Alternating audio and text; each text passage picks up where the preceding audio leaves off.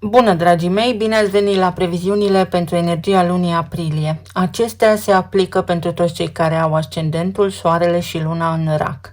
Încep în prima parte prin a descrie tranzitele astrologice din această lună și apoi vedem ce ne spune energia prin cărțile de oracol, prin cele de tarot, dar și prin talismane.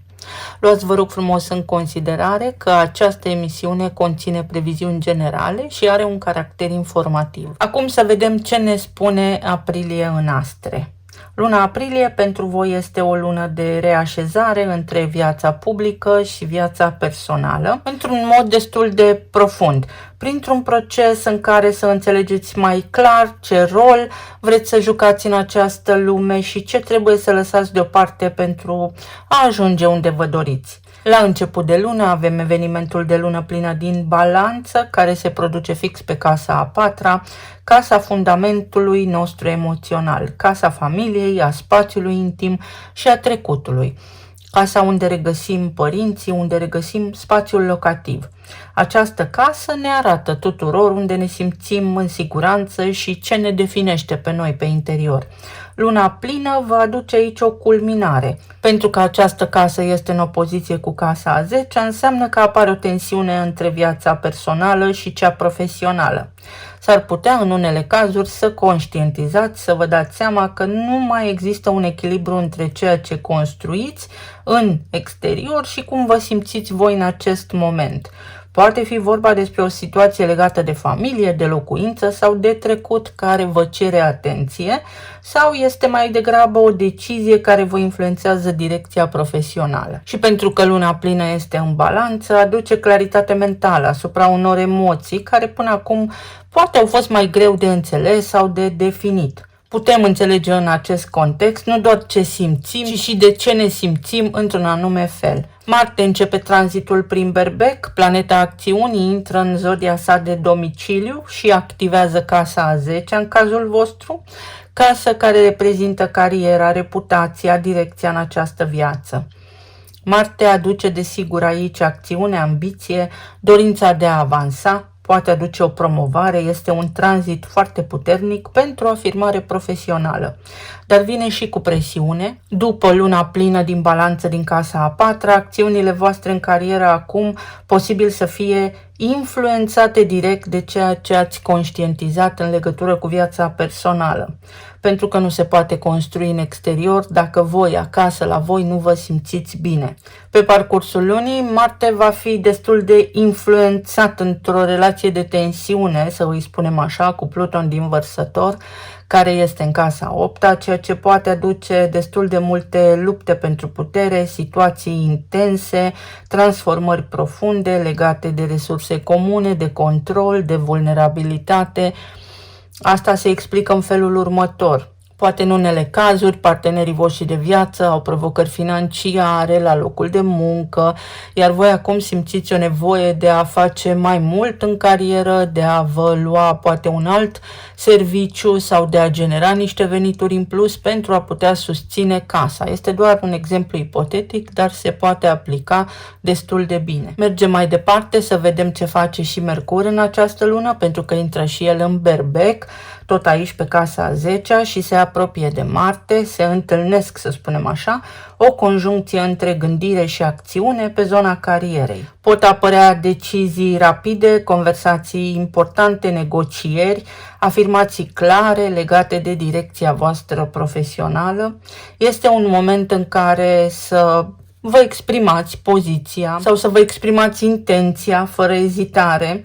În același timp, Mercur formează și un aspect cu Jupiter din Rac, de pe casa 1, casa voastră, iar asta este extrem de bine, pentru că este o aliniere între ceea ce gândiți și cine sunteți. Aveți capacitatea să comunicați dintr-un loc autentic, adică să știți exact ce vreți în această lună. Ideea este să nu acționați sub energia impulsului de moment. Apoi avem luna nouă în Berbec, tot pe casa a 10-a. Este unul dintre cele mai importante evenimente pentru voi din această lună, pentru că reprezintă direcția în lume, scopul, ambiția, statutul și în acest context marchează un nou început profesional sau o redefinire a direcției. Poate fi o reconversie profesională, poate fi o promovare. În plus, această lună nouă primește susținere de la Pluton din Vărsător, ceea ce aduce transformare. Este un început care vine dintr-o schimbare reală, nu doar dintr-o oportunitate externă. Pot fi începuturi care pe voi vă ajută pe termen lung să vă susțineți la nivel financiar cheltuielile. Se schimbă energia, apoi intrăm pe sezonul Taurului, când soarele și începe tranzitul prin casa 11 și se mută din zona carierei pe zona viitorului. Casa 11 reprezintă viitorul, prietenii, rețelele mari de oameni, proiectele, dar și direcția pe termen lung. După evenimentele din casa 10 în care vi s-a arătat și vi s-a activat zona profesională, acum puteți integra concret planurile, intențiile pe care le aveți pentru un viitor stabil. Este un moment care asta face, stabilizează și un moment care vă permite să construiți conexiuni, grupuri, comunități care să vă susțină pe termen lung. Soarele face și el un aspect interesant cu Pluton în această perioadă, care este în casa 8-a, iar asta indică faptul că relațiile voastre, conexiunile, oamenii pe care îi cunoașteți, dar și resursele comune, pot susține această nouă direcție pentru că este o energie de consolidare și de expansiune. Asta înseamnă că dacă aveți vreo idee în minte, puteți primi sprijin din partea prietenilor. Cineva poate investi în acest plan, în această idee de viitor pe care o aveți. Finalul lunii ne aduce ingresul planetei Venus și ingresul lui Uranus în Gemeni, în casa a 12-a. Uranus va sta o perioadă lungă în Gemeni, este un tranzit generațional. Casa a 12-a este spațiul subconștientului, al retragerii, al proceselor invizibile. Venus aduce sensibilitate, dorința de liniște, vindecare, dar Uranus introduce un element imprevizibil în această poveste. Pot apărea revelații, vise puternice sau conștientizări neașteptate pentru că este casa vindecării și totul vine din subconștient. Uranus și Venus formează o conexiune puternică, un parteneriat temporar de maximă importanță. Iar această energie creează și aspecte cu Marte și cu Mercur din casa a 10-a.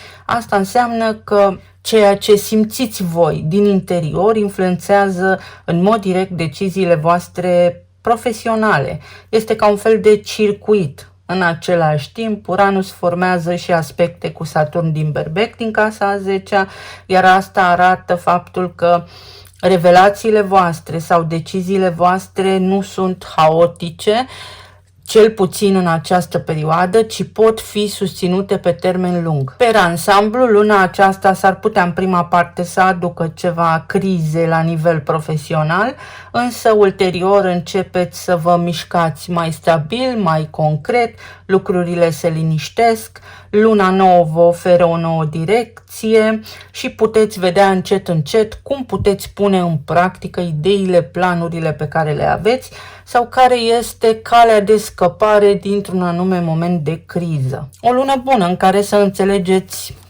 cine vreți să fiți și cum vreți să fiți și pe cine doriți să aveți alături în procesul vostru de evoluție, dar și de transformare. Să vedem acum ce ne spune și oracolul. Nu este o lună ușoară, dar nici grea. Este o lună care testează foarte mult limitele noastre. Avem aici o dezamăgire venită din partea unui prieten sau din partea persoanei iubite. O dezamăgire care poate ieși la suprafață odată ce se produce luna plină din Balanță. Poate fi într-un context profesional, o dezamăgire care poate avea legătură cu managerul, cu șeful în acest context sau cu vreo promovare care poate întârzie să apară, însă, așa cum am spus, luna vă oferă concret soluții pentru a scăpa din anumite situații, din anumite încurcături.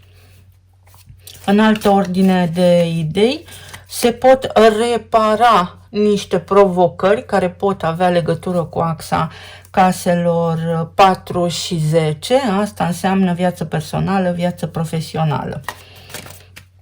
poate mai mult timp pentru familie. Începând cu această lună, o reorganizare de program. Această carte ne spune să fiți atenți și să nu riscați, să nu luați decizii la nervi în această lună. Cu cât gândiți mai clar planurile pe care le aveți, cu cât gândiți mai clar strategia de viață, cu atât mai ușor veți fi de susținut energetic. Și calea banilor, calea prosperității se deschide pentru tine. Tranzitele din casa a 10-a. Foarte interesant. Deci totul se concentrează ca energie pe zona de statut, pe zona renumelui vostru, unde pot apărea destul de multe schimbări. Și aici apare o energie feminină sau poate fi vorba despre faptul că până acum ați luat lucrurile mai ușor, ați fost poate mai gentili și în această lună important este să începeți să acționați în direcția pe care voi imaginați, o doriți. Casa a 6-a, la schimbări de rutină, mă gândeam și eu mai devreme când am văzut aceste cărți. Poate fi vorba despre sănătate, poate fi vorba despre a renunța, poate unii dintre voi, la anumite responsabilități în plus pe care le-ați avut, tocmai pentru a vă ocupa de sănătatea voastră, pentru a avea un echilibru între viața personală și cea de familie. Casa a 6-a înseamnă și rutina, pot apărea în viața voastră inclusiv oameni, mentori care să vă ajute. În altă ordine de idei pentru aceia dintre voi care aveți animale de companie, este bine să fiți atenți la ele în această perioadă. Să vedem pe zona relațiilor, plan material și emoțional, ce ne spune și tarotul.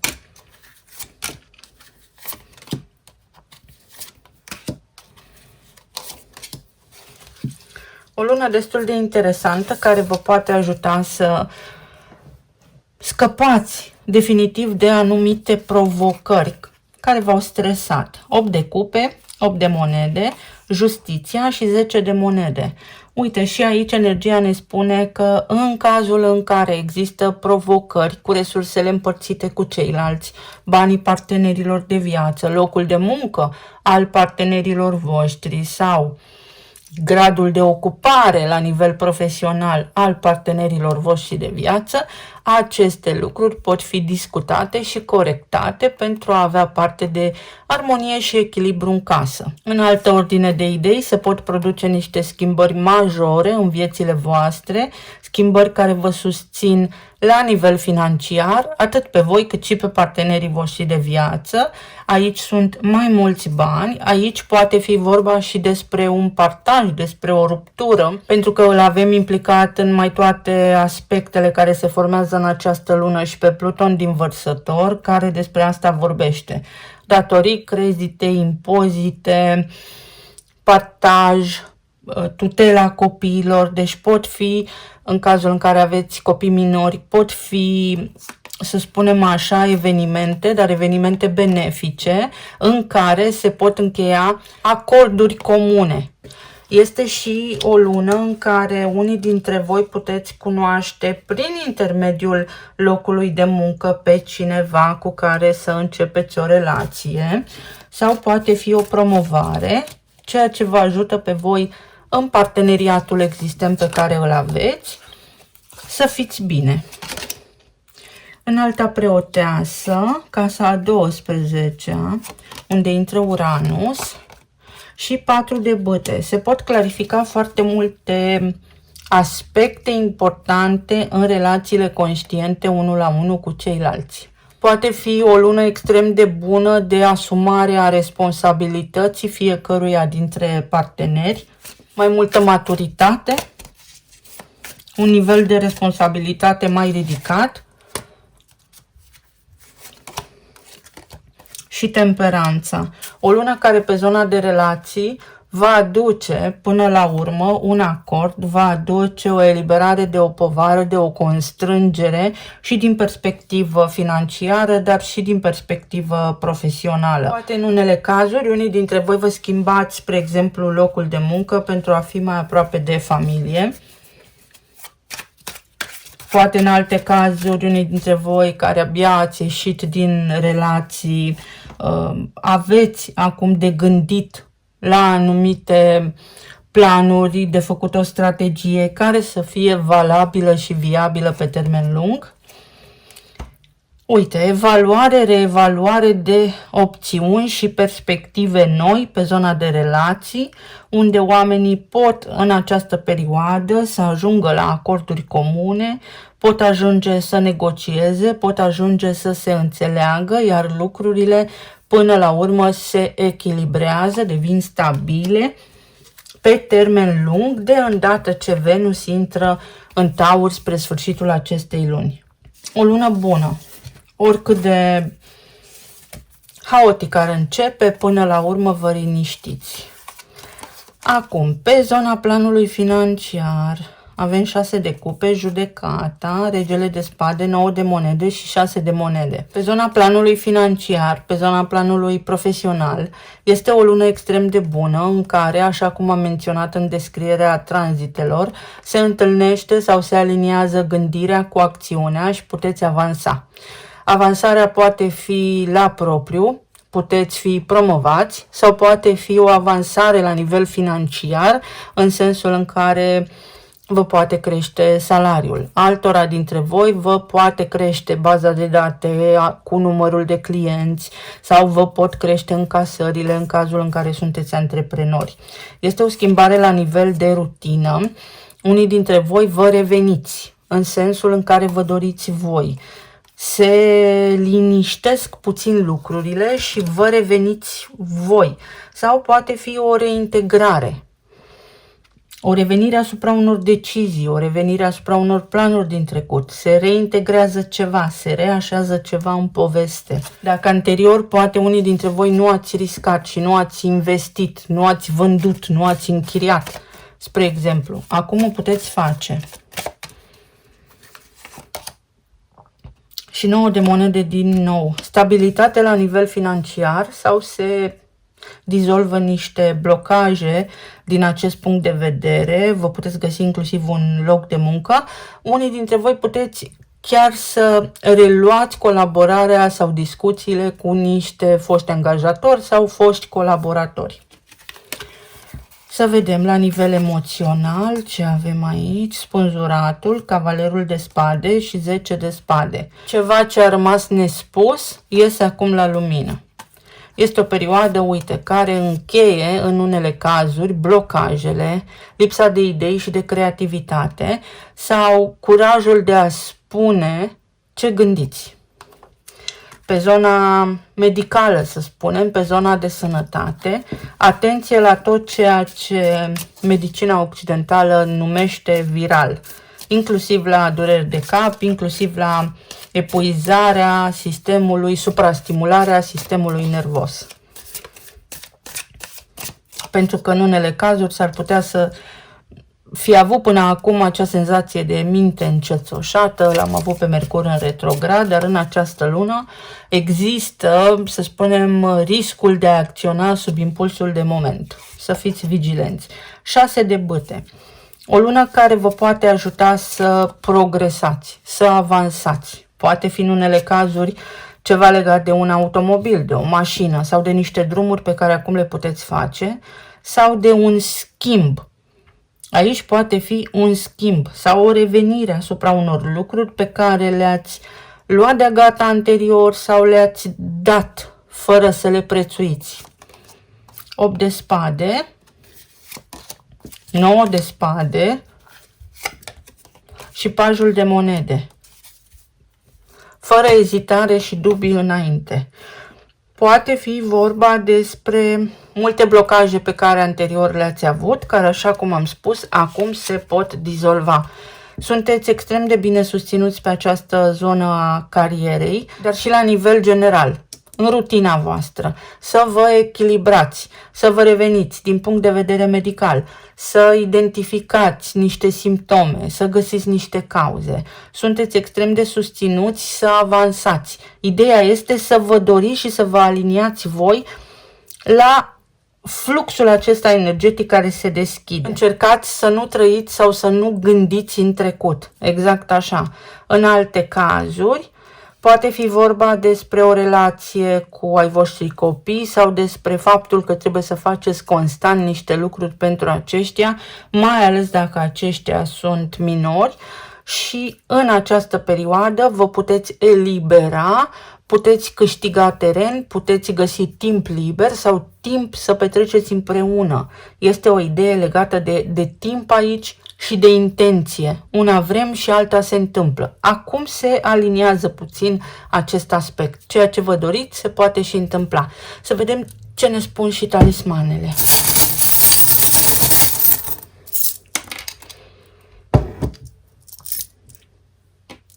Să vă bucurați și de viață.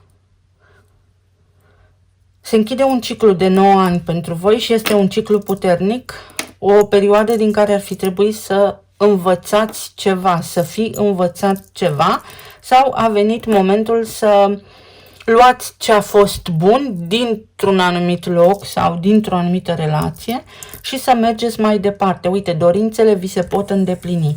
Pe sfera financiară lucrurile își pot reveni. Odată cu luna plină din balanță veți vedea că în unele cazuri pot apărea schimbări care sunt decisive pentru viitor. Aici aveți o neîmplinire, poate în unele cazuri, în legătură cu niște planuri sau dorințe pe care le-ați avut, și în ceea ce privește timpul petrecut cu cineva drag și în ceea ce privește o relație neîmplinită, o relație neîmpărtășită, dar și în ceea ce privește partea financiară. Iar în această perioadă, ce nu a funcționat poate fi corectat, poate fi remediat. Pentru unii dintre voi aici, este momentul oportun să scoateți la suprafață o furie veche, pentru că aceasta vă încurcă. Să înțelegeți ce v-a înfuriat pentru a elimina acea frustrare, acea furie din viața voastră. Apare un moment eliberator, apare o surpriză extrem de plăcută care vă schimbă direcția, starea sau energia întregii luni. O surpriză plăcută, un ajutor, o ieșire în oraș, niște complimente, o petrecere la care puteți merge, un eveniment extrem de plăcut, o călătorie. Pentru alții dintre voi, energia vă spune că ceva este pe ultima 100 de metri și că ideal ar fi să conștientizați asta pentru a nu mai trage cu forță maximă de ceva ce trebuie lăsat să plece. Reîncărcarea bateriei. O luați de la început. Unii dintre voi o luați de la început. Începeți de la zero ceva. Energia vă spune să vă relaxați. Pur și simplu, să vă relaxați puțin mintea și gândurile. Este o lună de ascensiune și de promovare. În cazul în care la locul de muncă, spre exemplu, nu funcționează bine relațiile pe acolo sau aveți senzația că vi se pun blocaje, că voi nu puteți reuși, iată că se creează un culoar special, energetic vorbim, pentru voi, tocmai pentru ca voi să ajungeți acolo unde vă este potrivit, acum, în acest moment. Eu vă doresc să aveți o lună superbă, să fiți bine, sănătoși și iubiți și să ne auzim cu bine și data viitoare. Pa, pa!